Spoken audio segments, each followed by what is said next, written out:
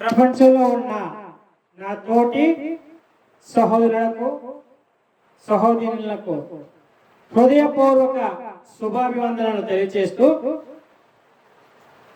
గత 4 వీడియోస్ని మీకు ముందుగా పంపించాను. అయితే ప్రతి ఒక్క వీడియోని కూడా మీరు క్లిక్ చేయకుండా చూసి అనేక మందికి షేర్ చేసినట్లయితే వారు కూడా నేను చెప్పే ప్రతి విషయాన్ని కూడా తెలుసుకొని వాళ్ళ జీవితాన్ని సరిచేసుకునేవారు అవుతారు. అయితే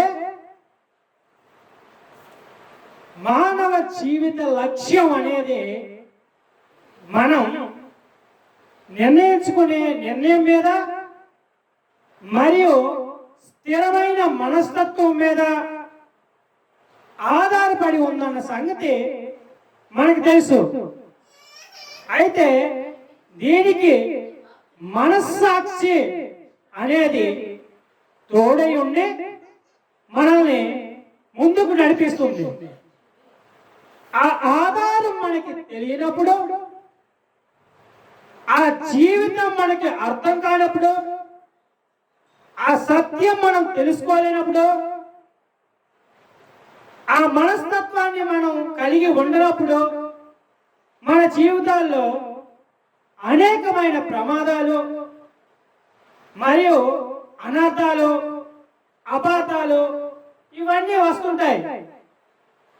కానీ వాటిని మనం చేయించడం ఎలాగో, వాటిని మనం అధిగమించడం ఎలాగనేది మనకి అప్పటికప్పుడు చూసి నిర్ణయించుకొని ఆలోచించి మనసు మార్చుకునే స్వభావం అనేది మనలో రాదు. అలా రావాలి అంటే మనం ఏం చేయాలి?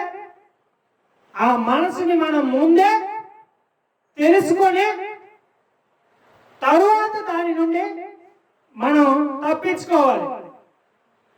అలా చేయకపోతే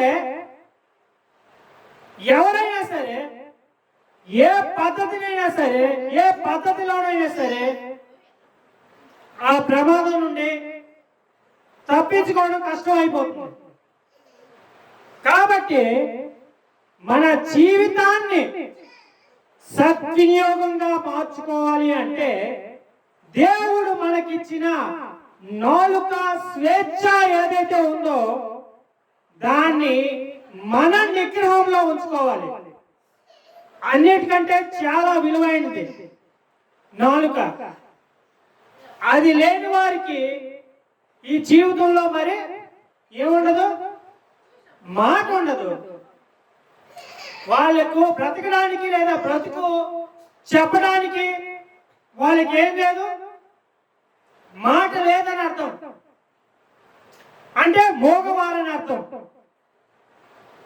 అయితే నాలుగు కలిగిన నువ్వు ఎలా బ్రతకాలో, ఎలా దాన్ని సద్వినియోగంగా వాడాలో ఈ విషయం నీకు బాగా తెలియాలి. మరి నాలుక సద్వినియోగంగా మారాలి అంటే నువ్వు ఏం చేయాలి? మనసు ఏంటో తెలుసుకోవాలి. మనసు యొక్క మాటలేంటో, దాని ఆలోచన ఏంటో, దాని పద్ధతి ఏంటో, దానిలో ఉన్నటువంటి శాంతి ఏంటో, సమాధానం ఏంటో,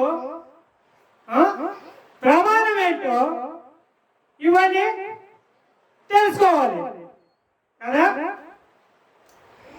నీ జీవితం పుట్టగానే అన్నీ ప్రారంభించబడి అంతా సక్రమంగా, అందరూ సంతోషంగా నిన్ను చూసుకునే పద్ధతి నీకు కలిగి ఉన్నా లేకున్నా నీకు భాష అనేది తెలియదు. కాబట్టి నువ్వు ఆ స్థితి నుండి పైకి రావాలి అంటే భాష కావాలి, మాట అనేది రావాలి.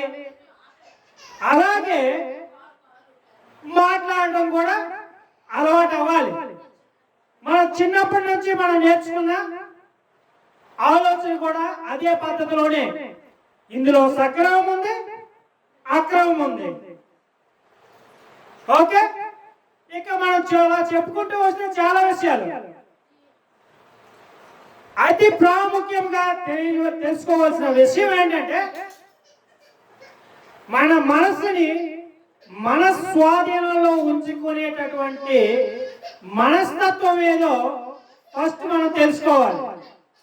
ఆ మనస్తత్వం మానవుడికి లేకపోతే నీది ఏ కులమైనా, ఏ మతమైనా, ఏ వర్గమైనా, ఏదేమైనా సరే, నువ్వు ఎటువంటి జీవితంలో జీవిస్తున్నా సరే, నీకు పద్ధతి అనేది తెలియకపోతే, నువ్వు ఏ చదువు చదువుకుంటున్నా సరే, చిన్నప్పటి నుండి ఈవెన్ ఎల్కేజీ స్టాండర్డ్ నుంచి 10th, ఇంటర్, డిగ్రీ, ఇంకా అదర్, ఇంకా ఏ చదువులైనా సరే నువ్వు చదువుకొని ఒక మాస్టర్ గానో, లేదా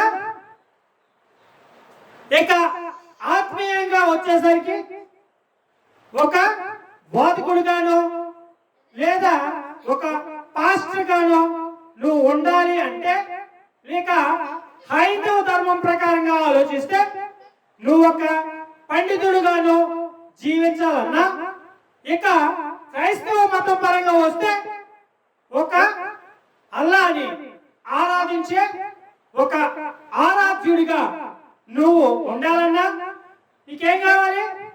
పద్ధతి కావాలి, ప్రమాణం కావాలి. ఆ ప్రమాణంలో ఉన్న సత్యం ఏదో తెలుసుకోవాలి. ఆ సత్యానికి విధేయతని, పద్ధతిని, ఆలోచనని, అనుకోవని, ఇవన్నిటినీ పద్ధతిగా నీవు తెలుసుకొని చెప్పగలగాలి. ఆ మనస్తత్వాన్ని నువ్వు స్థిరపరచుకోవాలి. నీకంటూ ఒక మనస్సాక్షి ఉండాలి. ఆ మనస్సాక్షిని నువ్వు కాపాడుకుంటూ నీ జీవితాన్ని ముగించాలి. నీ జీవితంలో పుట్టుకతో ప్రారంభమై తల్లిదండ్రుల ద్వారా పెద్దవాళ్ళు అయ్యాక నువ్వు ఒక గ్రాడ్యుయేట్ అంటే నువ్వు ఒక స్థితి, చదువు అయితే చదువు పూర్తయిపోయాక ఇంకొక ఉద్యోగం కోసమైనా, ఇంకా నీ జీవనాధార విషయమై శరీర సంబంధమైన అవసరాల కోసం ఏ అవసరత అయితే ఉందో ఆ అవసరాల విషయమై నువ్వు చేసే ప్రయత్నంలో నీకు ఏది లభించినా, నువ్వు ఏ పని చేస్తున్నా అందులో నీకేం కావాలి? సహాయం కావాలి. నీ జీవనాధారానికి అవసరమైనవన్నీ సమకూరాలి. ఇవన్నీ సమకూర్చబడకపోయినా సరే నీకేం కావాలి? మనస్సాక్షి కావాలి.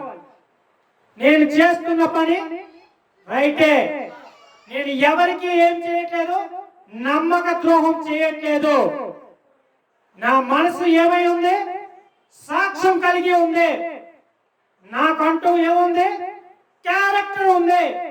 నా మనసుకంటూ స్వయంగా, స్వతంత్రంగా, ప్రమాణంగా, నిజాయితీగా మనస్సాక్షి అంటూ నాకుంది అనేటటువంటి దృక్పథం, దృఢ సంకల్పం,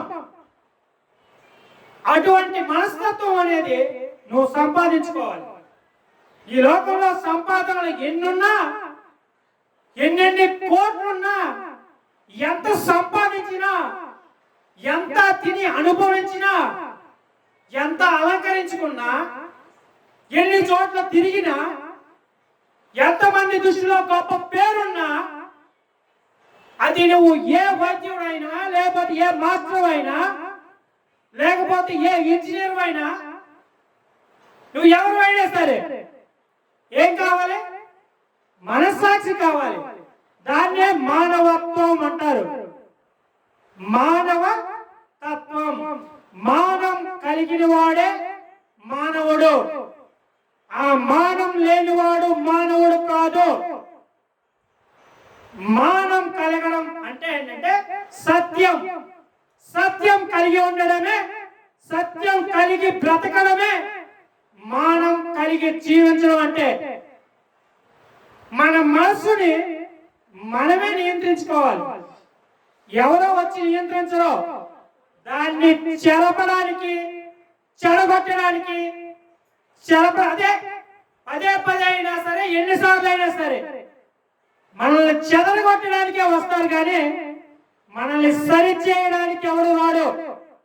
ఎందుకు రాడో తెలుసా? వచ్చిన వాడు ఒక్కొక్కడు ఒక్కొక్క కారణంతో వస్తారు. వాళ్ళ కారణం చెప్పాక దానికి నువ్వు సమాధానం చెప్పగలగాలి. లేకపోతే నువ్వు అదే ప్రశ్నగానే మిగిలిపోతావు.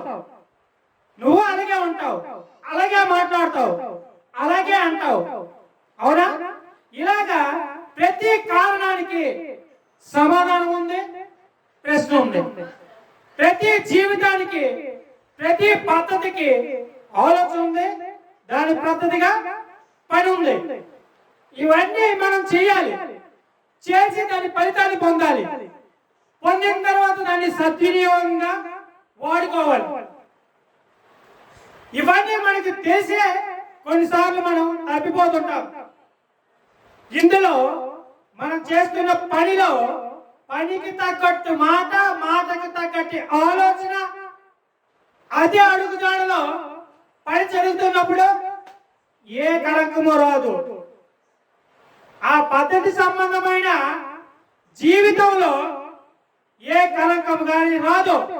ఎప్పుడు వస్తుందో తెలుసా?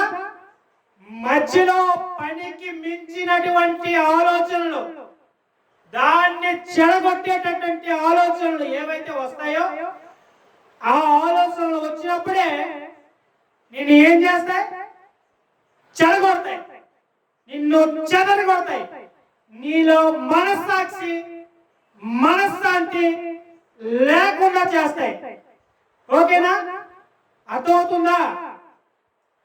మీరు నేను చెప్పిన ప్రతి విషయాన్ని కూడా కొంచెం ఏకాగ్రతతో మీరు వింటున్నట్లయితే, నేను చేసిన ప్రతి వీడియో కూడా మీ ఆలోచనను సరిచేస్తుంది, నీ మనసును సరిదిద్దుతుంది, నీ మనస్తత్వాన్ని కాపాడుతుంది, అలాగే శరీరాన్ని మరియు ఆత్మీయ జీవితాన్ని కూడా కాపాడుతుంది. ఎందుకంటే దేవుడు నన్ను ఈ స్థితిలో ఉంచాడంటే కారణం అదంతా ఆయన యొక్క పరిపూర్ణమైన, శాశ్వతమైన, అనంతమైన ప్రేమే. అది మీకు తెలియకపోవచ్చు, కానీ నాకు తెలుసు. మీరు తెలుసుకోవాలి అనుకున్నప్పుడు దేని గురించైనా,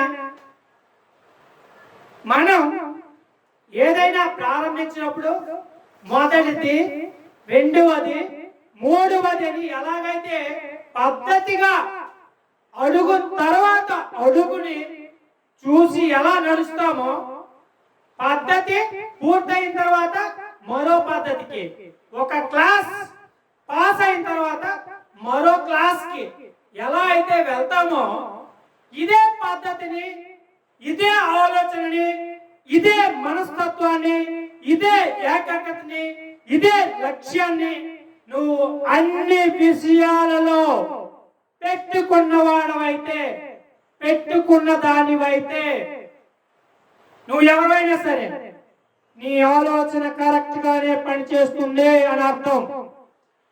నీ మనసు సక్రమంగానే వెళ్తుందని అర్థం. దీనికి మధ్యలో వచ్చేటటువంటి ఎటువంటి ఆలోచన అయినా సరే దానిని నువ్వు పక్కన పెట్టాల్సి ఉంటుంది. దానికి నువ్వు సమాధానాలు వెతుక్కుంటూ, దానికి నువ్వు ఎదిరించుకుంటూ లేదా వాదించుకుంటూ ఉంటే నువ్వు చేయాల్సిన పని ఆగిపోతుంది. ఇది మీకు తెలిసిన విషయమే. కానీ తెలియక ఆ అపవాద మాటలకి లోబడతారు. ఆ మనస్తత్వాన్ని అర్థం చేసుకోరు. ఆ మాటల్ని విడిచిపెట్టరు. ఈ మాట ఉంది, దానికి ఎలాగైనా సమాధానం చెప్పాలి అనే ఆలోచనతో మీరు తిరిగి అంటారు. కానీ ఆ చక్రం మళ్ళీ తిరిగి ఎలా వస్తుంది? తిరిగి నిన్నే చూపిస్తుంది. ఎందుకంటే ఆ ఆలోచన నిన్ను దాటుతో, ఆలోచన నిన్ను దాటి వెళ్ళదు, మళ్ళీ నిన్నే చూపిస్తుంది. కాబట్టి అది నీకు ప్రమాదమే. మళ్ళీ నిన్ను ఎక్కడికి నడిపించాలో, ఏ పని అయితే పూర్తి చేయాలో, ఏ ఆలోచన అయితే నువ్వు ఆలోచిస్తున్నావో అది సైతం నిన్ను మర్చిపోయేలా చేసి నీ పని పూర్తి కాకుండా చేస్తుంది, నీ గమ్యం చేరకుండా చేస్తుంది, నీకు నిద్ర కూడా రాకుండా చేస్తుంది, నీకు మనశ్శాంతి అనేదే లేకుండా చేస్తుంది. ఈ ఆలోచన ఎవరు చెప్పరు.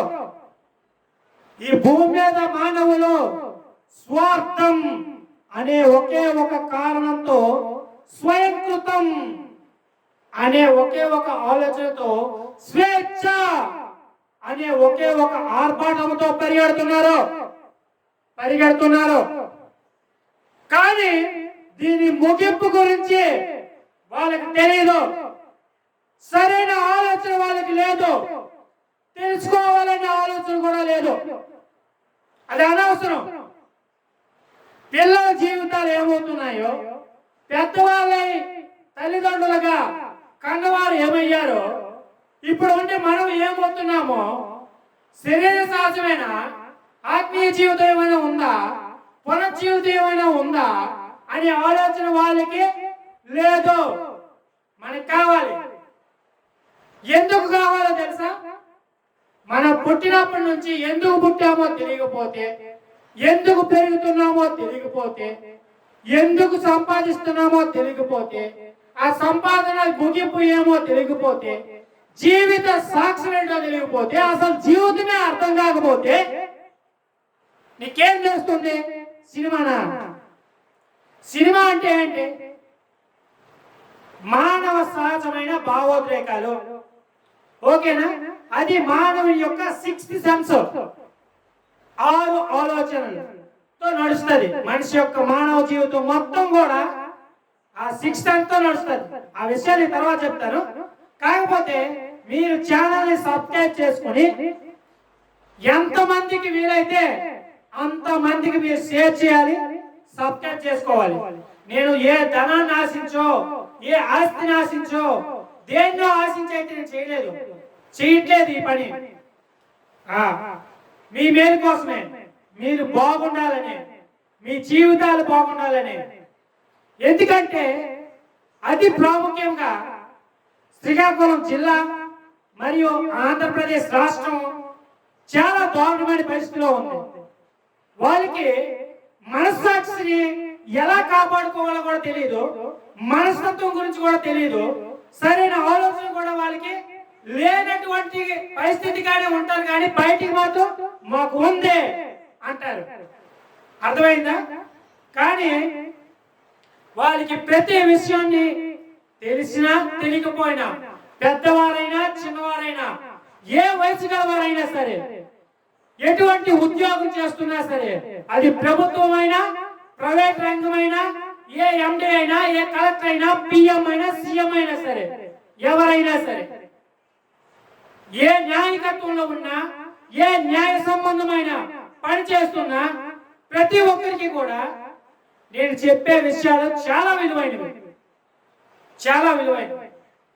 నాకు దేవుడిచ్చిన అనుభవం, ఆత్మ, జీవితము, జీవం అటువంటిది. నాకు ఎవరు ఏ అవకాశాలు ఇవ్వలేదు కూడా. దాని గురించి నేను ఎప్పుడూ చింతించలా.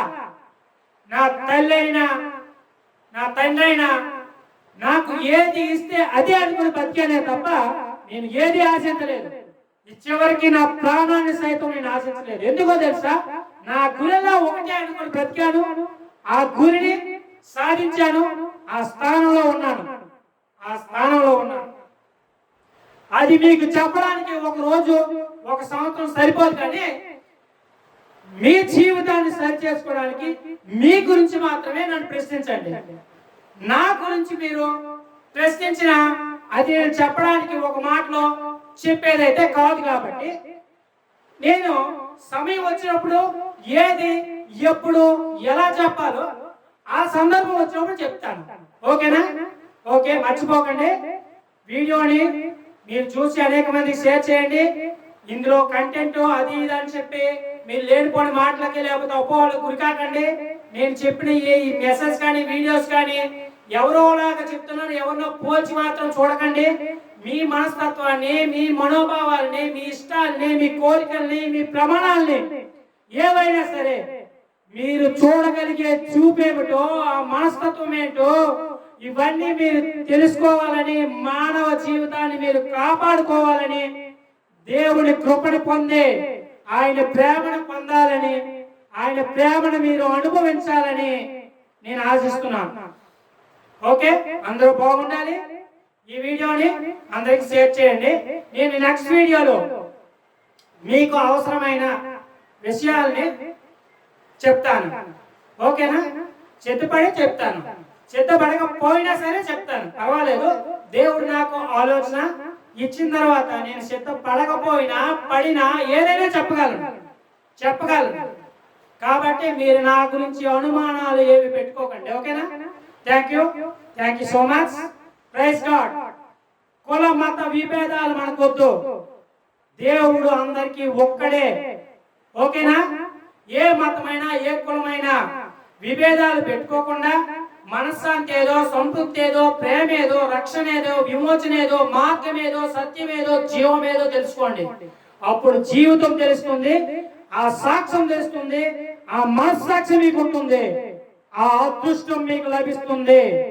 దేవుడు ఆ జీవితం ఖచ్చితంగా ఇస్తాడు.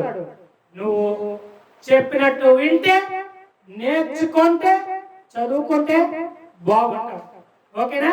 బాయ్ అందరికి. బాయ్.